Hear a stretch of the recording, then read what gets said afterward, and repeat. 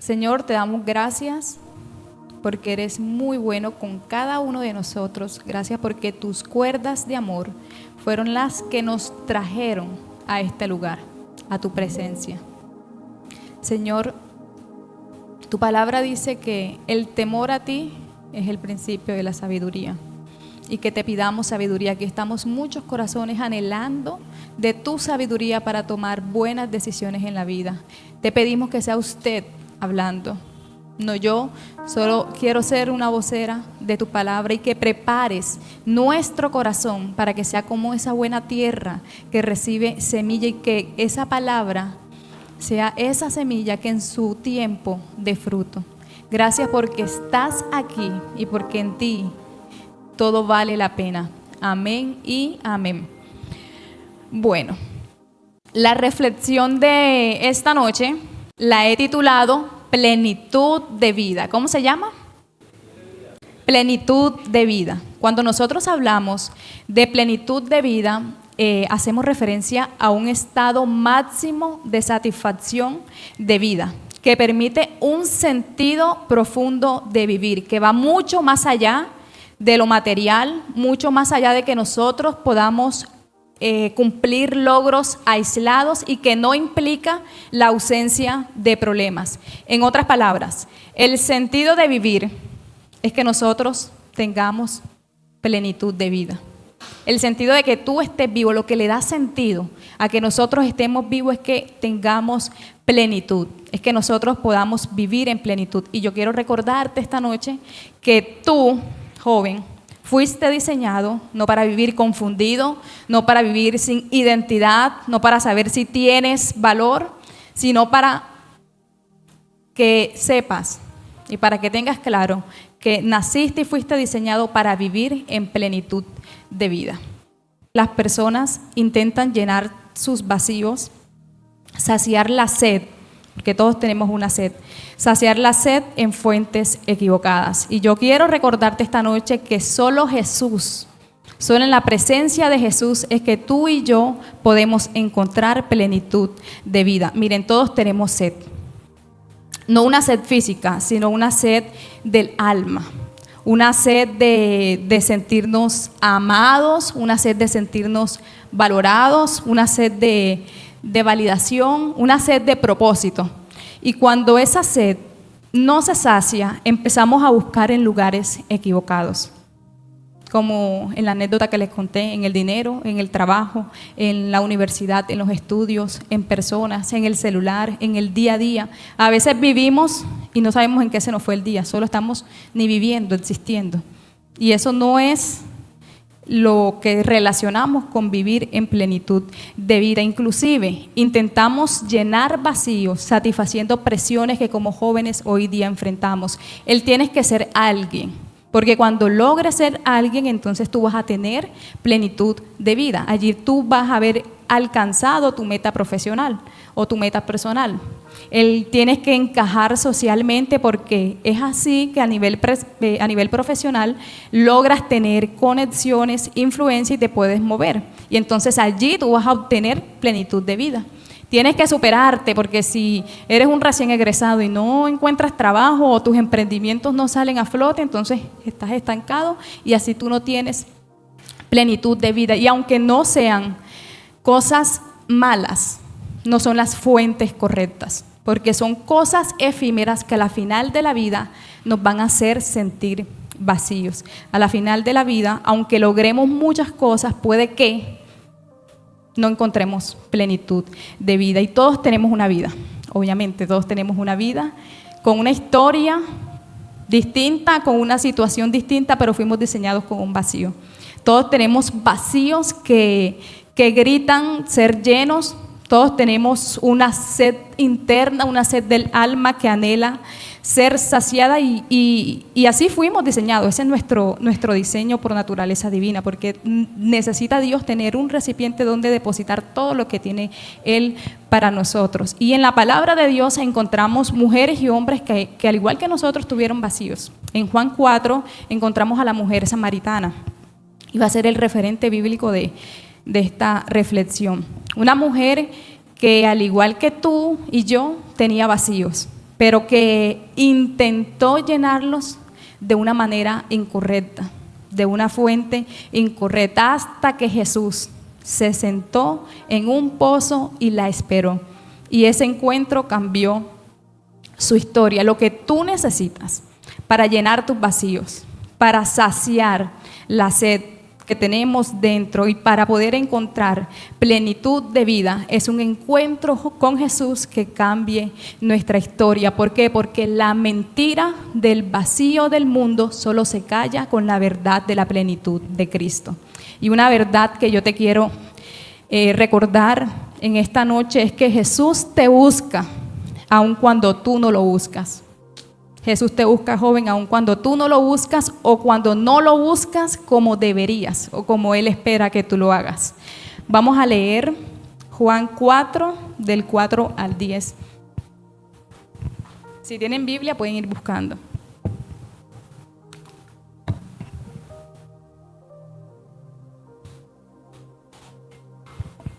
Dice la palabra en el nombre del Padre, del Hijo y del Espíritu Santo. Salió de Judea Jesús y se fue otra vez a Galilea, y le era necesario pasar por Samaria. ¿A quién era necesario pasar por Samaria? A Jesús. Muy bien. Entonces llegó a una aldea samaritana llamada Sicar, cerca del campo que Jacob le dio a su hijo José. Allí estaba el pozo de Jacob, y Jesús, cansado por la larga caminata, se sentó junto al pozo cerca del mediodía. ¿En qué momento del día? Del mediodía. Poco después llegó una mujer samaritana a sacar agua, y Jesús le dijo: por favor, dame un poco de agua para beber. Él estaba solo en ese momento porque sus discípulos habían ido a la aldea a comprar algo para comer. La mujer se sorprendió. Miren por qué se sorprendió.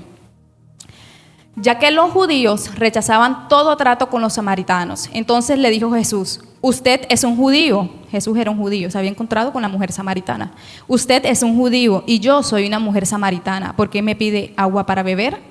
Jesús contestó: si tan solo supieras el regalo que Dios tiene para ti y con quién estás hablando, tú me pedirías a mí y yo te daría agua. La palabra nos dice que por dónde le era necesario pasar a Jesús.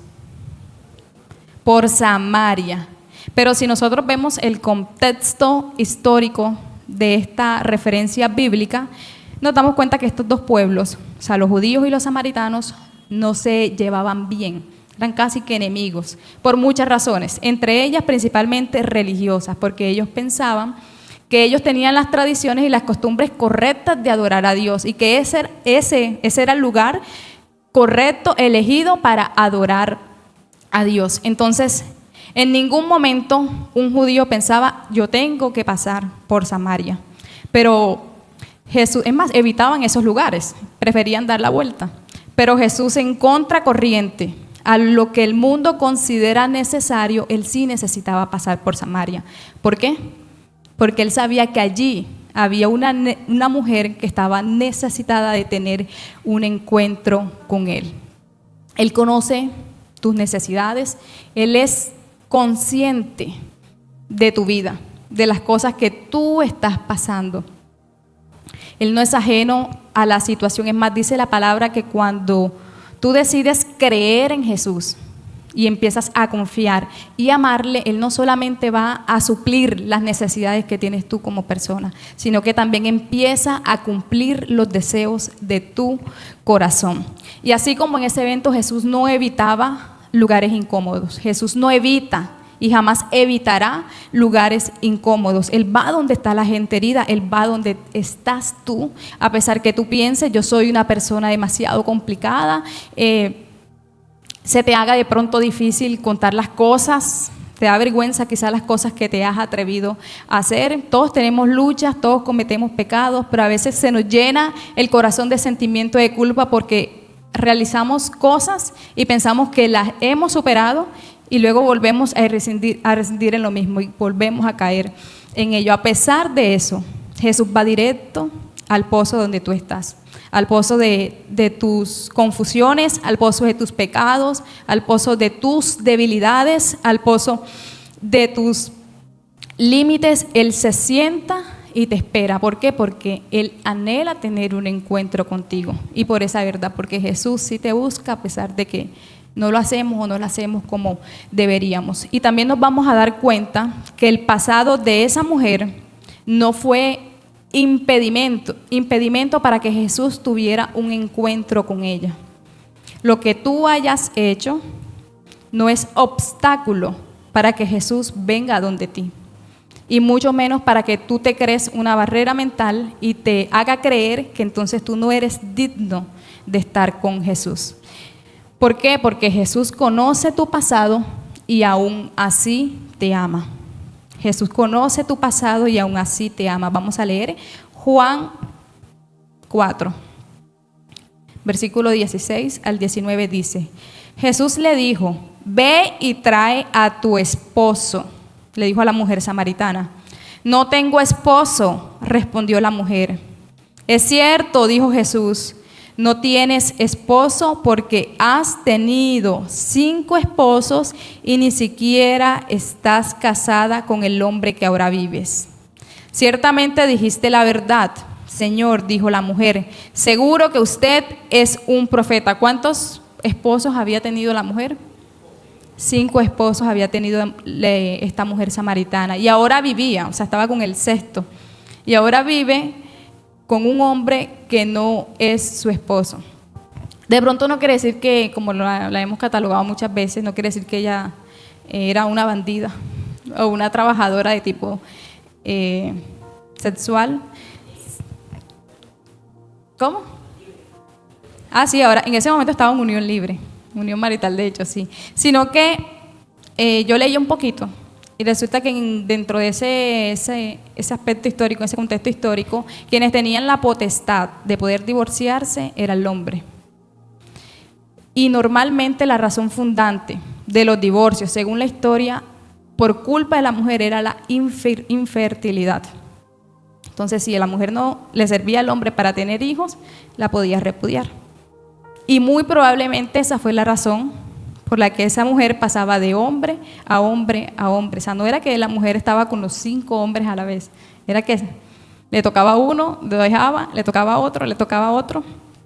Y ahí vemos una mujer con vacíos, una mujer con carencias emocionales, una mujer con una sed que también anhelaba ser saciada, pero que empezó a llenar con hombres, empezó a llenar con una fuente incorrecta. Quizás la historia a nosotros hoy día no nos impacta mucho porque se ha normalizado este estilo de vida, pero para esa época eso era un escándalo. O sea, una mujer si tenía ese estilo de vida era denigrante y dañaba su imagen pública, su imagen pulcra como mujer. Por eso es que dice, ¿a qué hora iba ella al pozo?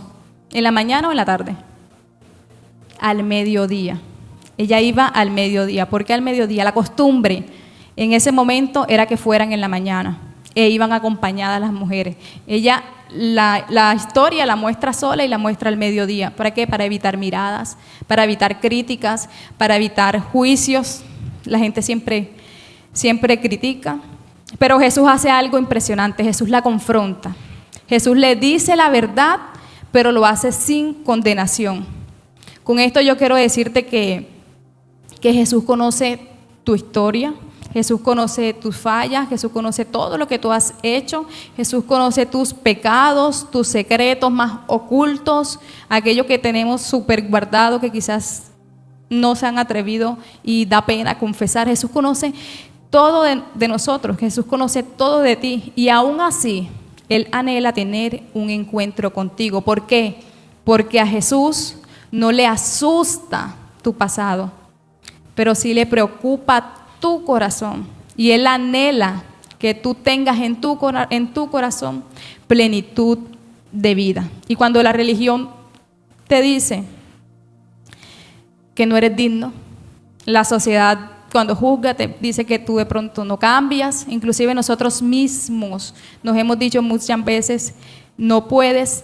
Jesús te dice esta noche, si tú supieras quién te está hablando, me pedirías del agua viva.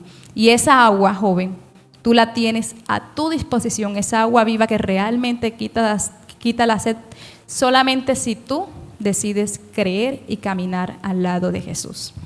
Y cierro con la última verdad, y digamos es la piedra angular de esta reflexión. Solo Jesús puede saciar tu sed. Dile a la persona que tienes a tu lado: solo Jesús puede saciar tu sed.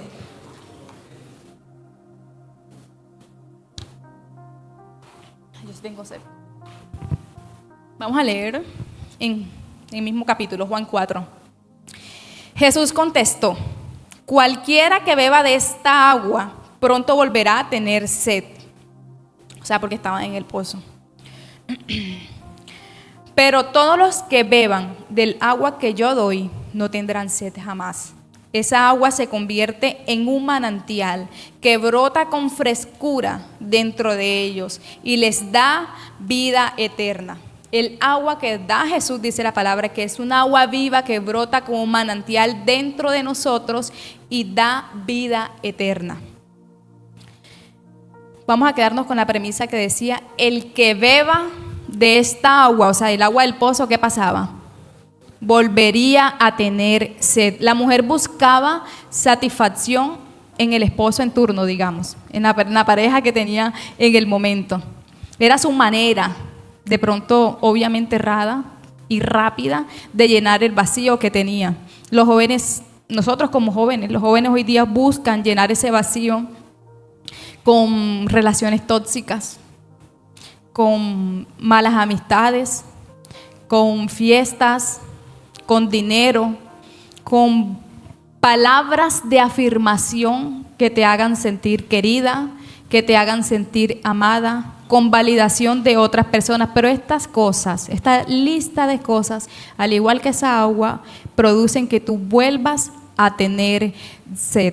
¿Por qué? Porque nada creado puede llenar un vacío que solo el Creador puede satisfacer.